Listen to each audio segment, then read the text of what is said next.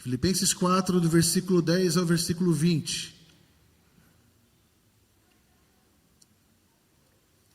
Diz assim o texto bíblico: Alegrei-me sobremaneira no Senhor, porque agora, uma vez mais, renovastes a meu favor o vosso cuidado, o qual também já tinhais antes, mas vos faltava oportunidade. Digo isto, não por causa da pobreza, porque aprendi a viver contente em toda e qualquer situação. Tanto sei estar humilhado, como também ser honrado, de tudo e em todas as circunstâncias. Já tenho experiência, tanto de fartura como de fome, assim de abundância como de escassez. Tudo posso naquele que me fortalece. Todavia, fizestes bem, associando-vos na minha tribulação, e sabeis também vós, ó Filipenses, que no início do Evangelho, quando parti da Macedônia, nenhuma igreja se associou comigo no tocante a dar e receber, senão unicamente vós outros. Porque até para Tessalônica mandaste não somente uma vez, mas duas, o bastante para as minhas necessidades. Não que eu procure o donativo, mas o que realmente me interessa é o fruto, que aumente o vosso crédito. Recebi tudo e tenho abundância, estou suprido, desde que Epafrodito me passou às mãos o que me veio de vossa parte, como aroma suave, como um sacrifício aceitável e aprazível a Deus. E o meu Deus, segundo a sua riqueza em glória, há de suprir em Cristo Jesus cada uma de vossas necessidades. Ora, a nosso Deus e Pai seja a glória pelos séculos dos séculos. Amém. Oremos. Santo Deus, ao expormos a Tua palavra, ela também vai expor o nosso coração.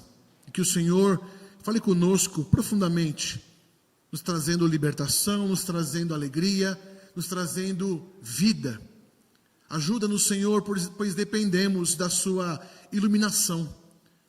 Dependemos totalmente do Teu Santo Espírito para a compreensão desse texto. Nos ajude nessa noite e nos abençoa para louvor do Teu santo nome, em nome de Jesus. Amém. Irmãos, essa carta que Paulo escreve, nós bem sabemos que ele a escreve em uma prisão. E ele escreve a uma igreja que ele mesmo plantou. E é interessante que essa carta é tida como a carta da alegria.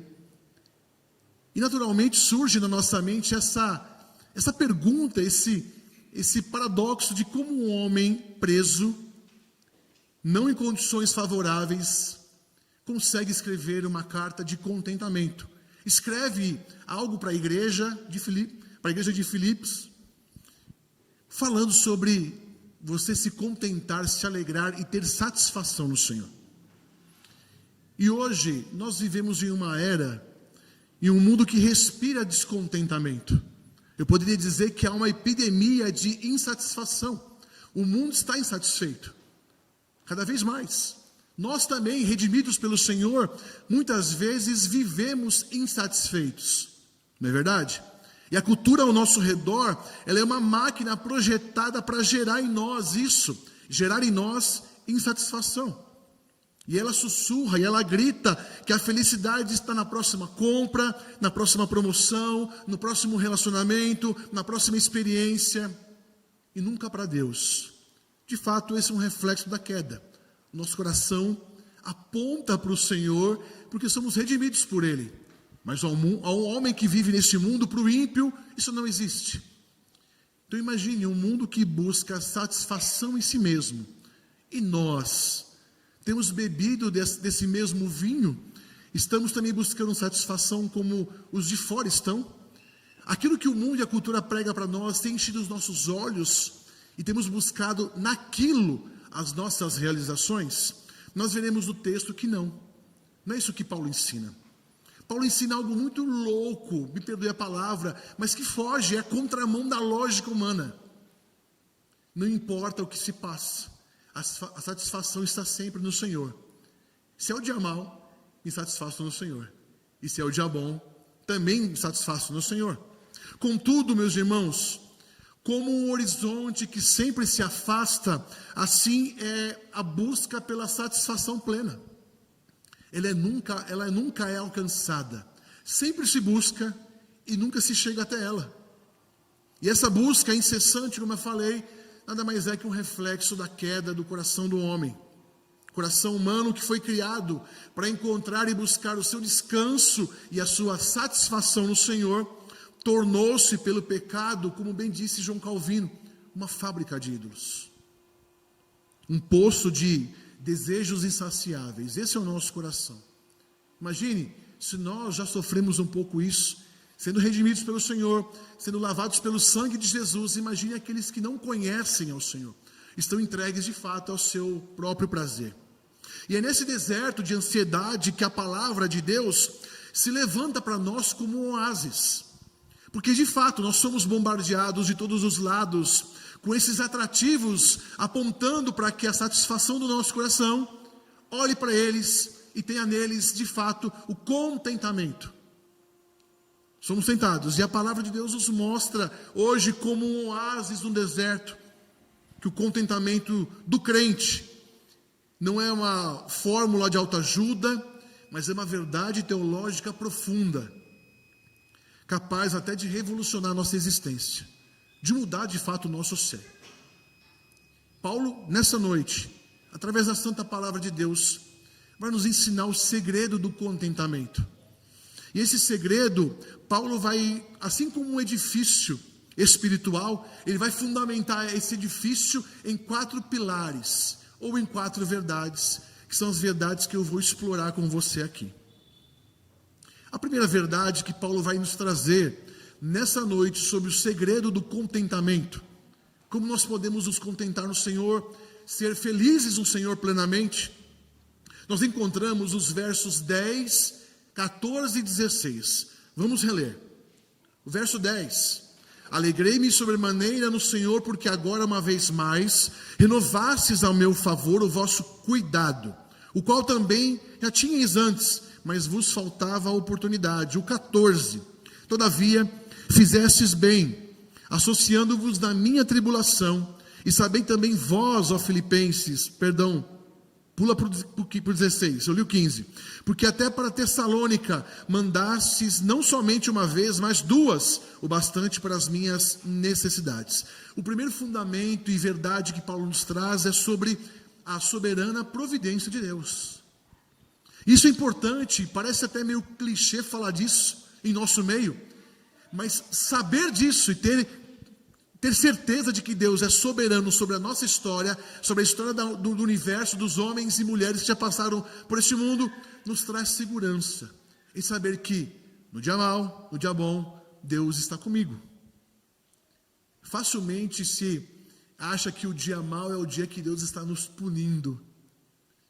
Não é, meus irmãos.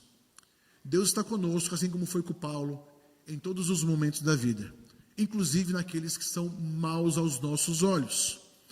E Ele quer nos ensinar a nos contentarmos justamente nesse momento, nos dias maus. Então Paulo, ele inicia aqui expressando a sua alegria, e note como ele qualifica. Ele diz assim, alegrei-me sobremaneira no Senhor, como eu li no verso 10. Então a alegria dele não está primeiramente nos donativos que ele recebeu, mas sim no Deus que moveu o coração daqueles doadores, que foi a igreja de Filipos. Ele vê a mão de Deus por trás da mão dos filipenses. Paulo está trazendo aqui a ideia de que, olha, os donativos são bênção do Senhor, mas é a soberania de Deus trabalhando. É um Deus que vai agir a minha escassez e vai trabalhar na fartura da igreja, e vai encontrar esse momento onde um precisa e o outro doa, e a glória de Deus é revelada. Ele também diz depois, um pouco para frente, que eles renovaram o seu cuidado, mas logo acrescenta, mas vos faltava, como nós lemos, oportunidade. Irmãos, essa pequena frase que eu li aqui, vos faltava oportunidade, é um tratado também sobre a doutrina da providência de Deus, sobre as nossas vidas dos filhos de Deus, nós, os escolhidos do Senhor.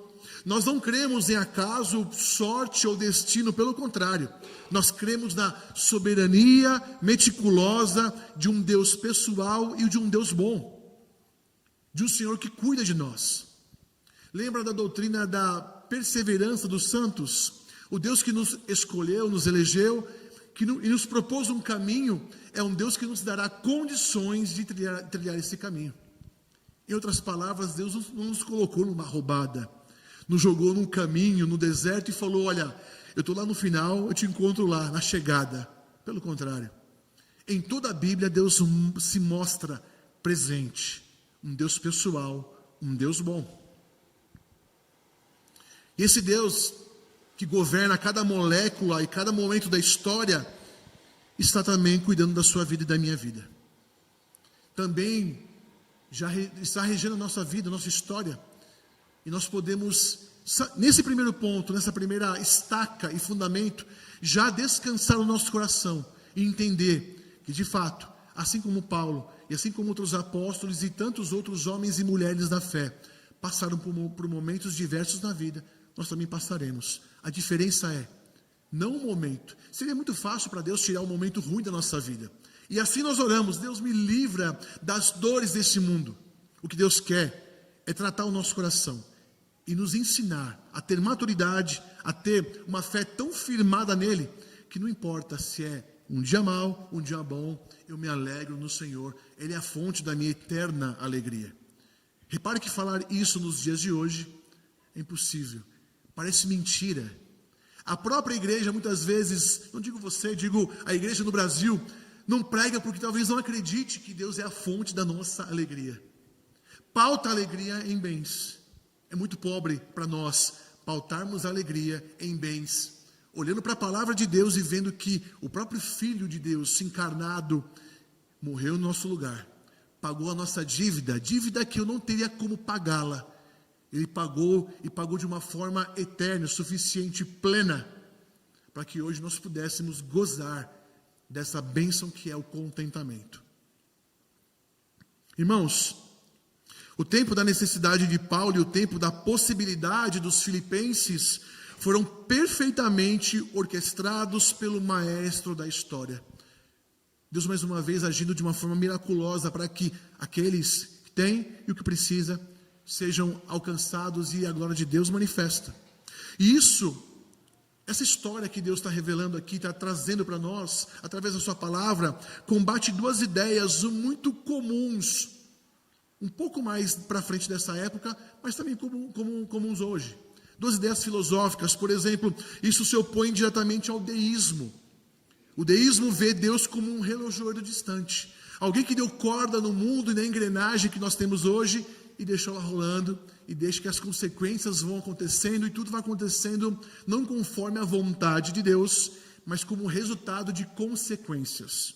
Não, isso mostra um Deus que tem o poder e a soberania da sua criação em suas mãos. Também isso combate o que chamamos de fatalismo, que vê o universo regido por forças impessoais, de forma alguma. A nossa fé nos ensina que Deus opera através de causas secundárias, como foi aqui. Neste caso, da história que lemos, a generosidade de uma igreja e a viagem que nós lemos um pouco para frente, da viagem de Epafrodito, para cumprir os seus propósitos perfeitos. Olha que interessante, nós achamos às vezes que Deus vai fazer algo tão miraculoso, estrondoso, e o Deus que rege as nossas histórias está trabalhando nas pequenas histórias do dia a dia. Quando você começa a olhar para isso, e começa a olhar para a sua vida, e olhar para a palavra de Deus, você começa a entender e fala: Senhor, quão grandioso é o Senhor. Como é bom ser escolhido pelo Pai, como é bom estar nas tuas mãos. Ainda que o Senhor tenha para mim um dia difícil amanhã, um dia de luta, um dia onde eu vou perder, que meu coração se contente no Senhor. Óbvio, meus irmãos, o contentamento é fruto, reflexo de uma maturidade cristã. Ela não vai chegar da noite para o dia de uma forma miraculosa. Não, isso vai doer um pouco. Deus vai nos ensinar a ter isso. Mas Deus tem isso para nós, para a sua igreja. E nós devemos usufruir. Então, o fundamento do nosso contentamento, ele não pode então estar naquilo que temos ou não temos, mas na certeza de que temos um Pai soberano e bom, que está no controle de todas as nossas circunstâncias. Sabe, meus irmãos, quando você e eu não conseguimos aquele emprego, quando aquela porta se fecha, quando a ajuda parece demorar, é nesse momento que a gente até acha que Deus não está escutando a nossa oração, ou então não está se importando com as minhas dores. Não é isso.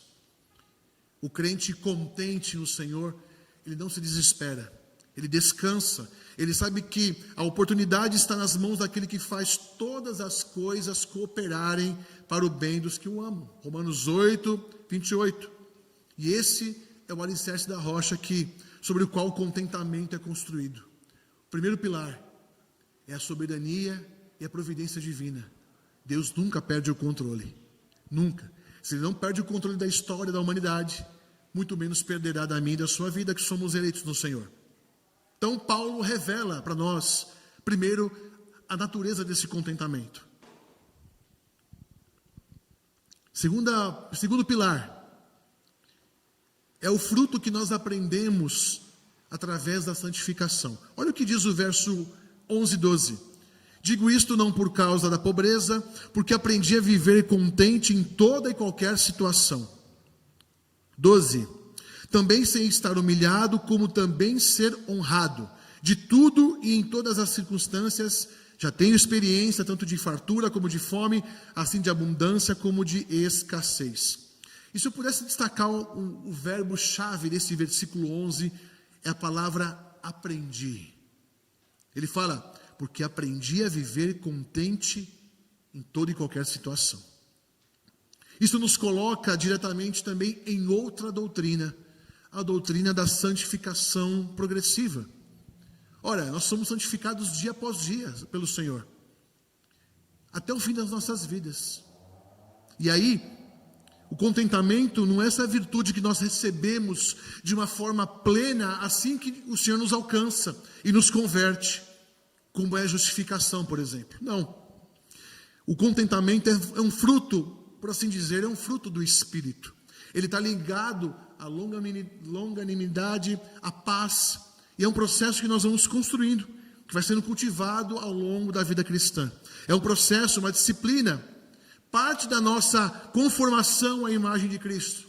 Envolve mortificação de pecado, mortificação de murmuração, da cobiça, e a vivificação de uma nova vida em Cristo Jesus.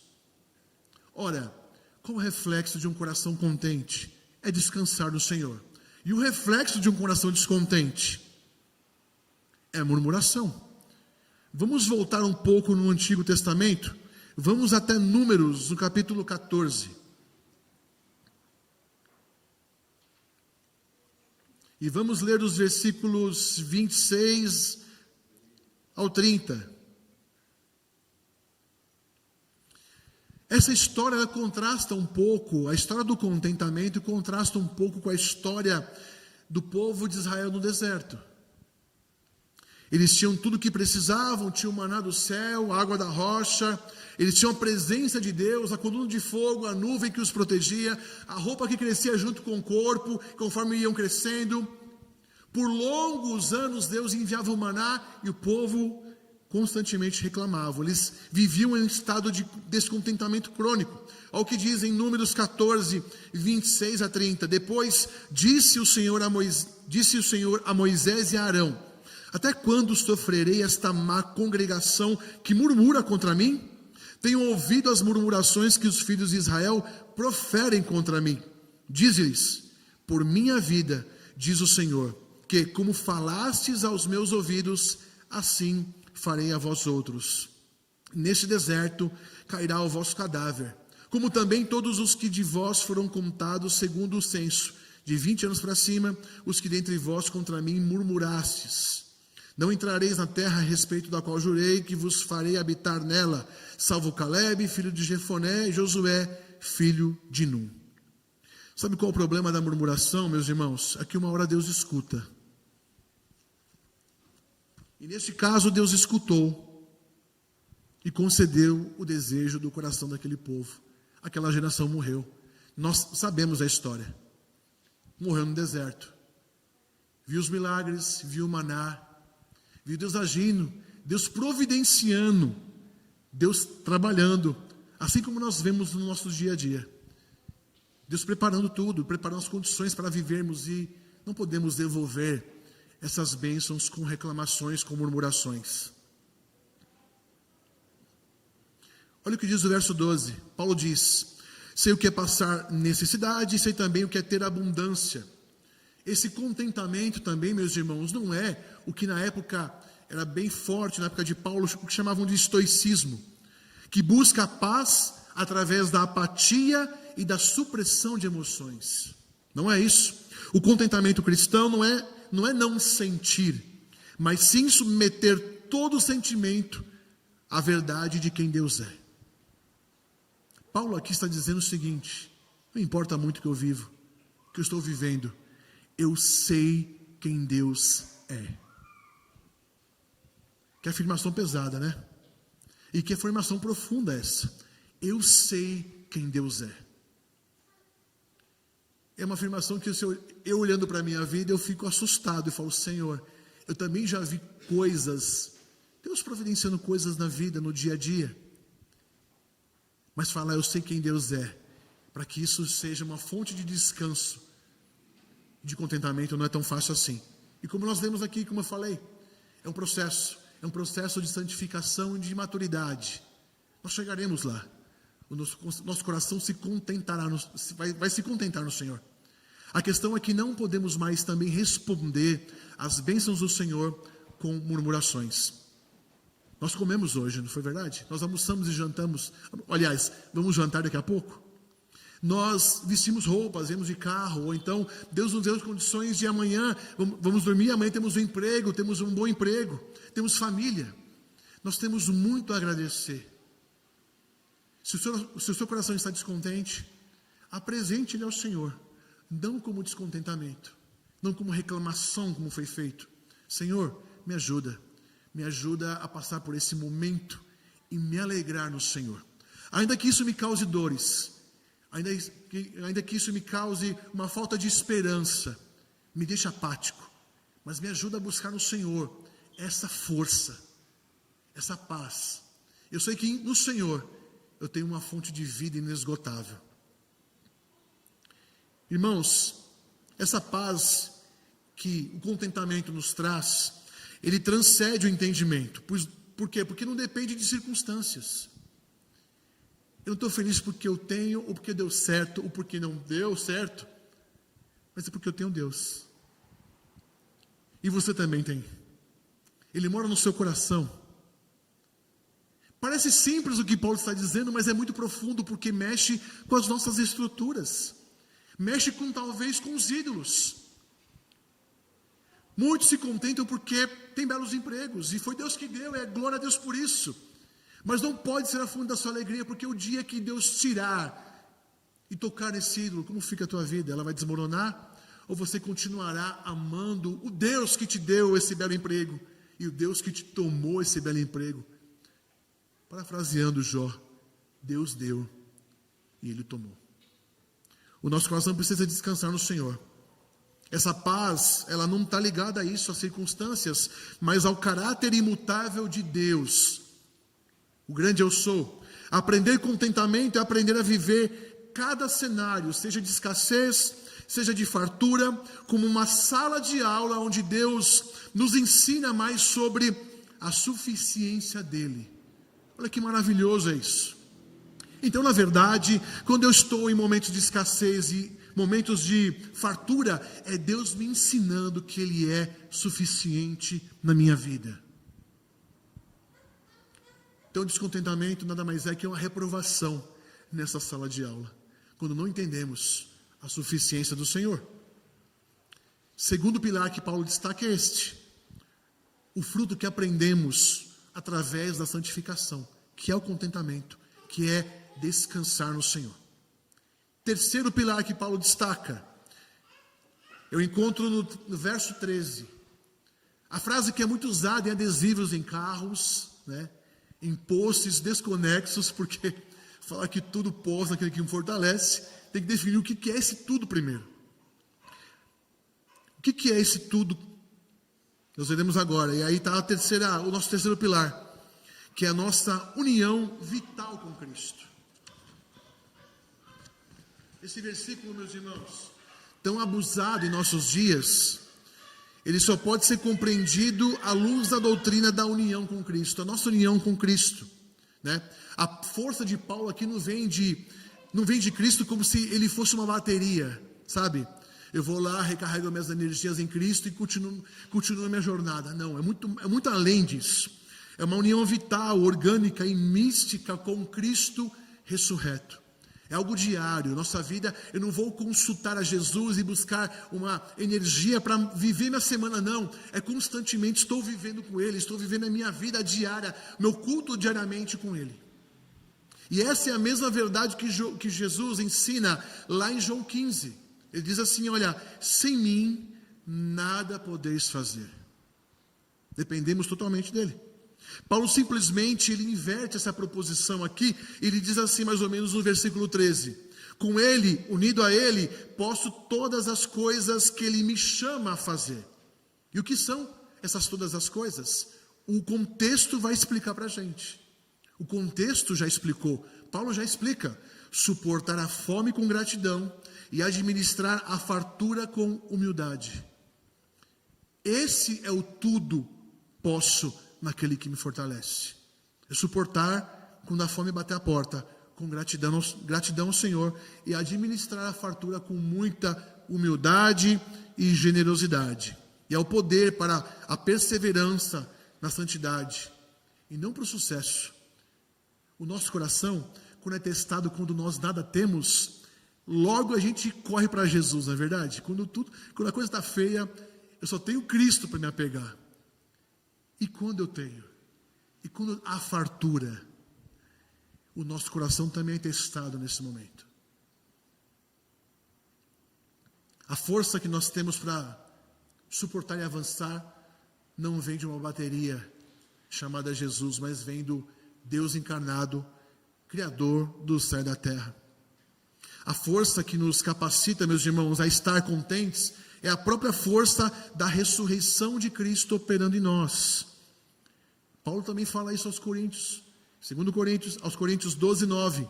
É por isso que o crente pode se gloriar em suas fraquezas, pois é na sua total incapacidade, na nossa incapacidade, que o poder de Cristo se aperfeiçoa.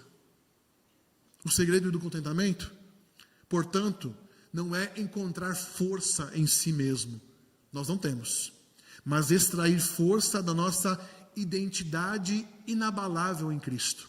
Quem somos em Cristo? Somos filhos de Deus, co-herdeiros, eleitos no Senhor. E essa promessa de ter um coração contente e realizado e satisfeito é para nós. Deus quer que nós a vivamos. Depois, meus irmãos, finalmente Paulo eleva o nosso olhar.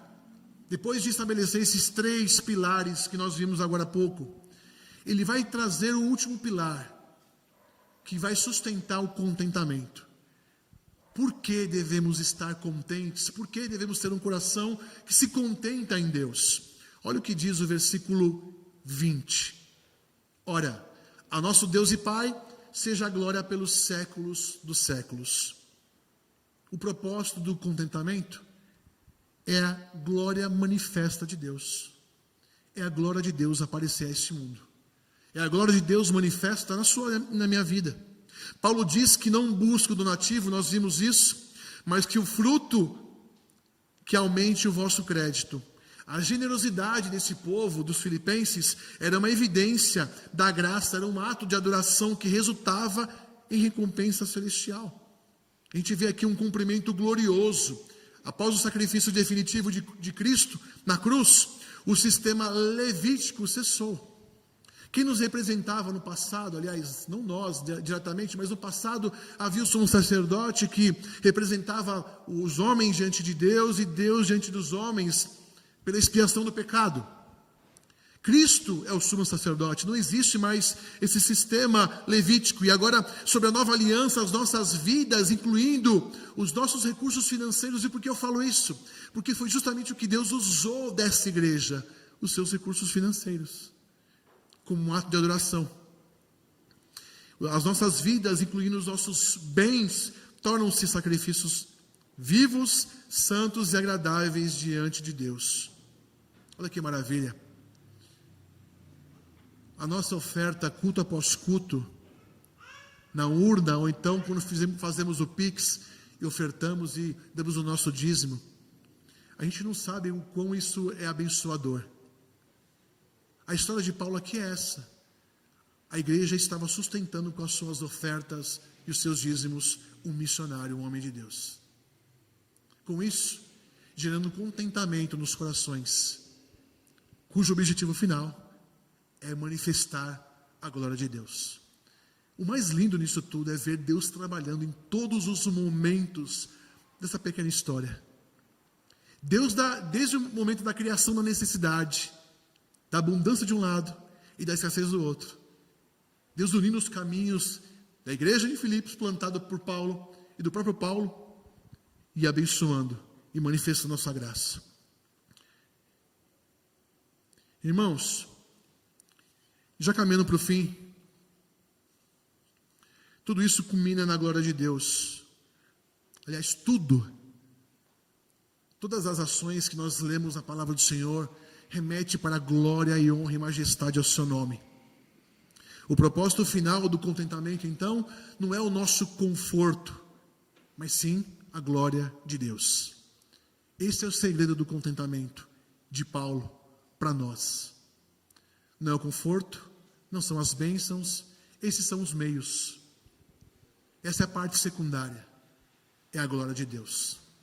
Um crente que é descontente, um crente que é murmurador, ele reflete mal o caráter de Deus. Por quê? Porque Deus é suficiente e Deus é bom. Já um crente contente, cuja alegria está firmada em Cristo e não mais nas circunstâncias, é uma testemunha poderosa da veracidade e da beleza do Evangelho, de que Cristo é suficiente. Que profundo isso! Quando murmuramos, nós estamos dizendo, olha, eu não creio na sua suficiência na minha vida. Concluindo, o segredo do contentamento está revelado por Paulo, foi revelado por Paulo a nós. Primeiro, o fundamento desse contentamento é a soberana providência de Deus que governa todas as coisas. Depois, a natureza desse contentamento é a de um fruto de santificação, aprendido na escola do discipulado. Lembra? Momentos de escassez, momentos de fartura. A sua fonte de poder é a nossa união inseparável com Cristo, o todo suficiente. E o propósito final do contentamento é a glória do nosso Deus e Pai. E essa mensagem, ela vai também propor a nós alguns desafios práticos. Eu listei aqui 3 pelo menos para nós. O primeiro deles é que nós enxerguemos os nossos recursos não mais como uma segurança pessoal. Nós somos tentados a fazer isso.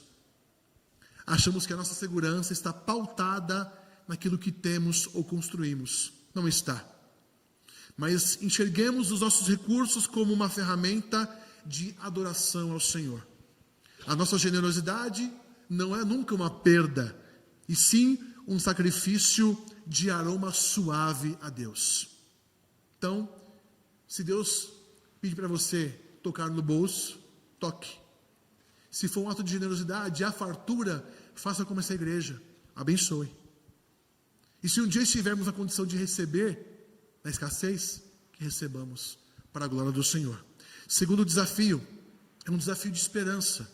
Lembre-se que o descontentamento deste mundo é um eco da nossa saudade do lar celestial. A nossa pátria não é aqui, sabemos disso. Viva hoje, meus irmãos, pela promessa do amanhã. E o que o amanhã nos promete?